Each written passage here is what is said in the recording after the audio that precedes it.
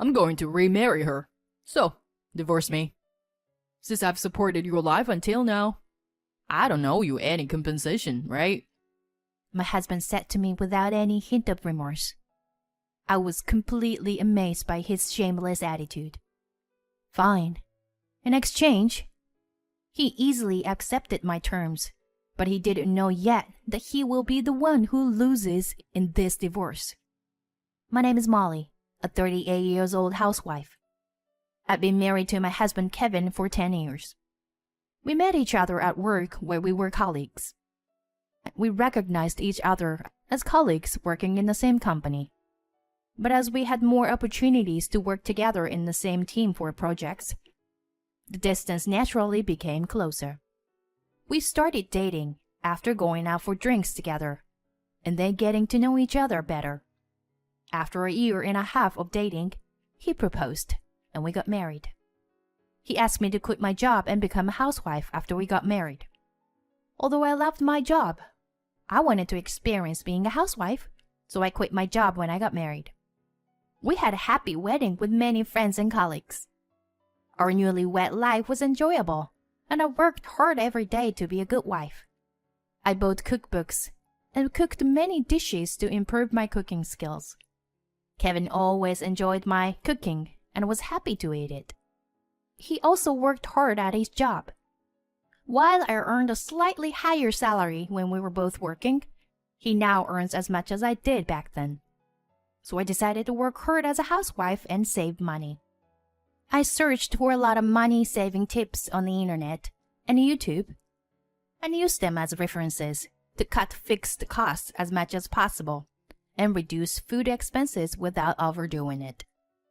Thanks to that, I was able to save a considerable amount of money every month. Well, my husband lightly complained that he wanted a little more allowance, but that's a problem that all salarymen have. So, he'll just have to accept that. I continue to work hard as a full-time housewife, striving to save on household chores.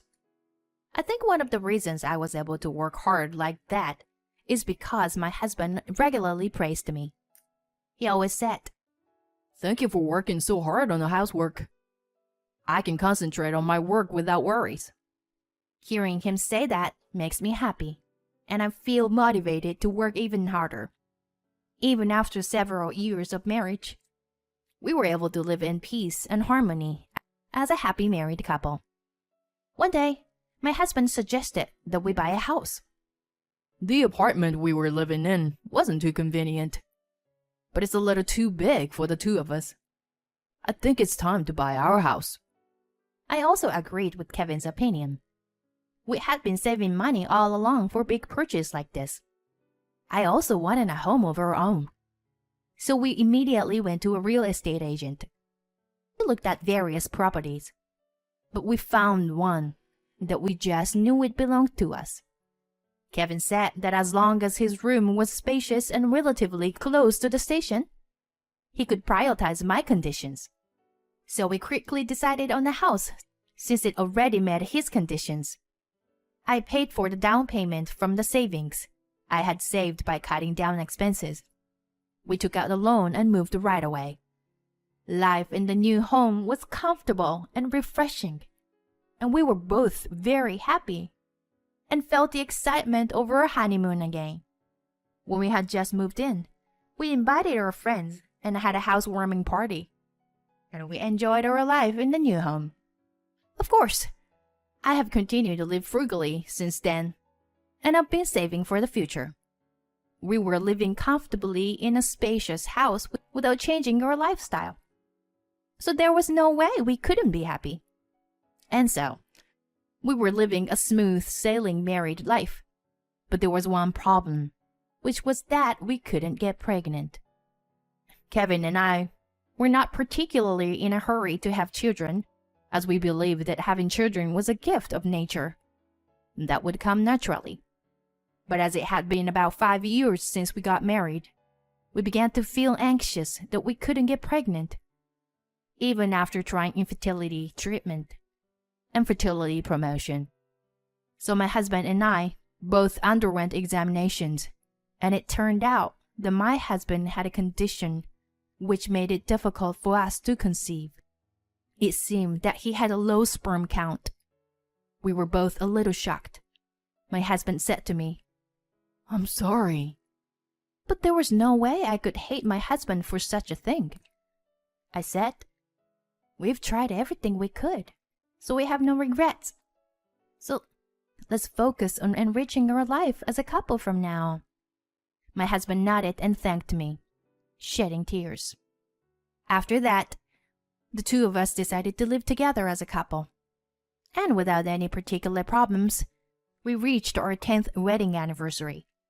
What should we do for our next anniversary? Well, maybe we should do something luxurious, like going on a trip or dining at a fancy restaurant. How about taking a trip abroad? We had a fun conversation about our anniversary like that. And as a result, we decided to stay at a high-end domestic inn. However, about a month before our anniversary, my husband sadly told me that he had to go on a business trip and couldn't go on the anniversary trip. I see, but if it's for work, we can't do anything about it. I was sad. But since our anniversary was on a weekday, he couldn't take the day off from work. Kevin was promoted to section chief 5 years ago, and is still working hard. And he's trusted by his subordinates, so he couldn't take the day off. Even if he couldn't go on anniversary day, I hoped we could go on a trip on another day. But the inn we wanted to stay at was so popular that we couldn't get a reservation for that month. So we decided to make a reservation for the following weekend. At that time, I never thought that something like that would happen. Then one day, my husband came back drunk, which was unusual for him. He was inebriated and collapsed on the sofa, talking in a way that was incomprehensible. I brought him some water, but he had already fallen asleep. It was a Friday, so he probably went out drinking with his subordinates.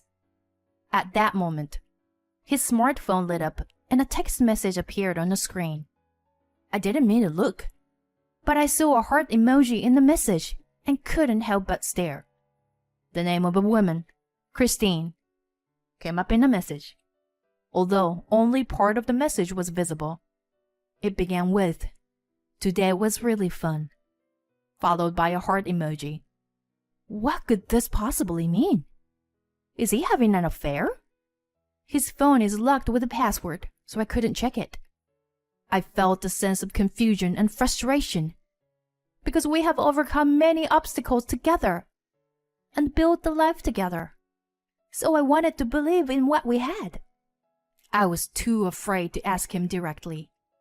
Maybe I was just not brave enough. Instead, I decided to hire a private investigator. The result of the investigation came out while Kevin was away on a business trip, on the day of our 10th wedding anniversary. Unbelievably, he had been having an affair for a year. He had never shown any signs of infidelity before, but he had been secretly involved with another woman. He had betrayed me, and this fact hit me hard. I was in a shock. Even if he couldn't have children, I had vowed to stay with him forever. But he didn't feel the same way. The woman he cheated with was a woman female employee, 10 years his junior, in other words, his subordinate. I couldn't believe it. I was angry at my husband, and my love for him had cooled instantly. Kevin said he was on a business trip, but maybe he was actually on a trip with his mistress. Come to think of it, he had made the reservations for the hotel. If he was on an affair trip during our 10th wedding anniversary, it would be truly despicable. Since I don't know the truth, it's pointless to think about it. So I decided to prepare for divorce. First, I need to find a job. It has been 10 years since I quit my last job, so it's not easy to get hired. So I decided to search for a job as soon as possible and went to interviews. I thought about going back to my parents' house for a while after the divorce, So I searched for job openings in an area that was easy to commute from my parents' house. I found a part-time job opening at a small accounting firm. Since I had a bookkeeping certification, I decided to apply for the job. When I applied online, I received the response immediately, and I was asked to come in for an interview the next day. I quickly prepared my resume and went to the interview. The president who interviewed me seemed to like me, and to my surprise, I was hired on the spot. I was grateful because getting a job gave me a lot of mental relief. After that, I packed my things and left home immediately so that I could move out as soon as possible. When Kevin returned home from his business trip, he wasn't alone. I had a bad feeling when I saw a woman figure behind him. I had a bad feeling, but I pretended to be calm and asked him, "Who's she?" He then boldly replied, "This is my new wife." When his new wife showed her face to me, I realized that it was the same woman in the evidence photo sent by the detective agency. My husband had brought his mistress to our house. Both of them had suitcases, which means that he was not on a business trip, but had gone on a trip with his mistress. The mistress stared at me triumphantly, and he made a surprising announcement.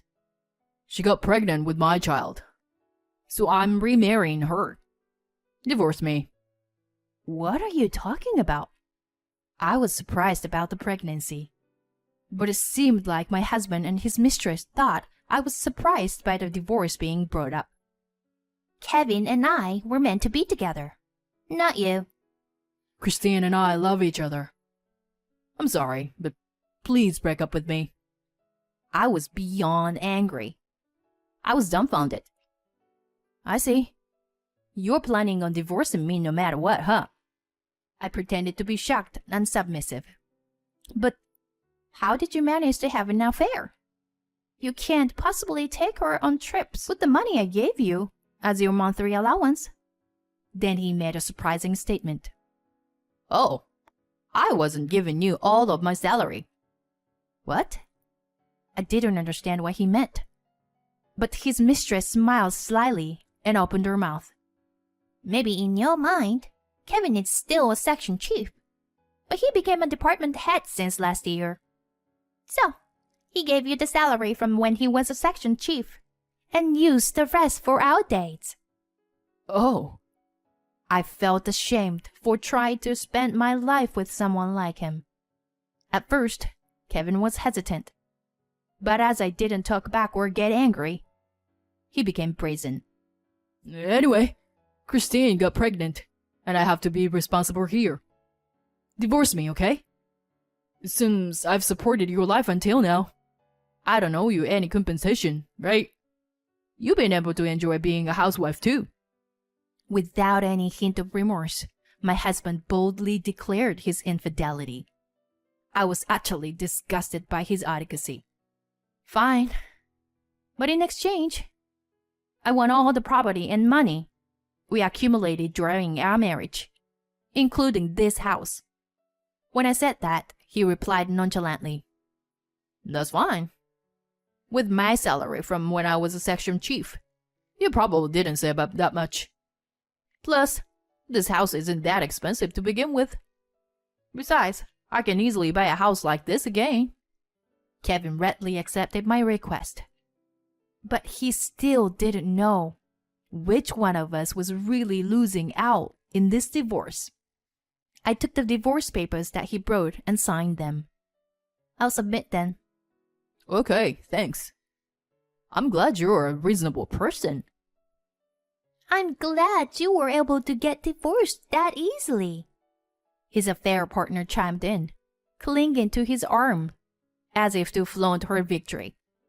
But at that point, I didn't feel any regret or bitterness. After all, I was definitely the one who came out ahead. Kevin quickly packed his things and left with his affair partner. After that, I filed for divorce and completed all the necessary procedures for dividing our assets and changing the ownership of the house. I became completely separated from my ex-husband. Then, a month later, my ex-husband suddenly called me. Hey, what the hell did you do? Well, hello to you too.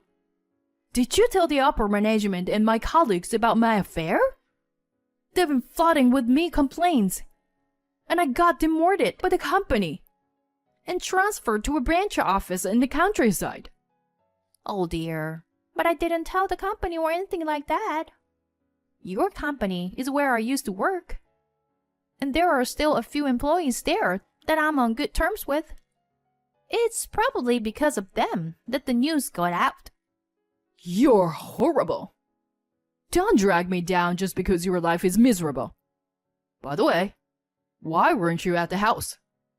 When I stopped by earlier, someone I didn't know came out and surprised me. Oh, I sold the house. You sold it? Why would you do something like that? Well, you didn't know, but I happened to get information that the land value in the area was going up. So I was able to sell it for a lot more than what we bought it for. No, you're lying, right? And earlier you said that my life would be miserable. But you're wrong. I worked really hard to save money with the salary you gave me. So even after buying that house, I was able to save almost $100,000. $100,000? So I ended up better off than if I had just received alimony and property distribution. But it's your fault for having an affair. Oh, and by the way, have you forgotten that you have a condition that makes it difficult for women to conceive? Is the child from your affair really yours? Could it be that Christine has another man? I don't know, but maybe you should seriously look into it. Anyway, don't bother me anymore. If you showed up in front of me again, I'll report you to the police. Keep that in mind, I said, and hung up the phone and blocked his number. Later, I heard from a former colleague that the child from the affair was indeed not his child. Kevin, feeling angry that he had been deceived and having ended things with his mistress, had lost a lot. He was removed from the career track and had squandered the savings that we had been planning to use together. Currently, he is working in a remote department where he has no acquaintance, feeling ashamed of himself. On the other hand, I'm living with my parents again after a long time, working hard at an accounting firm. With the large sum of money I've earned this time, I plan to invest and increase my assets even further. I want to learn more about my job and aim to eventually be hired as a regular employee. As for romance, I'll take it slow and wait for an opportunity to meet someone. I want to prioritize my time with work and family. Even if Kevin knew that he couldn't have children, it's wrong to betray the person who was stood by him. Molly has the right to receive all the savings in the house. In my opinion, as she had supported that jerk of a husband until now. From now on, I hope she enjoys living a rich life and focuses on being happy. Thank you for watching until the end. If you enjoyed it, please subscribe to the channel. See you in the next video.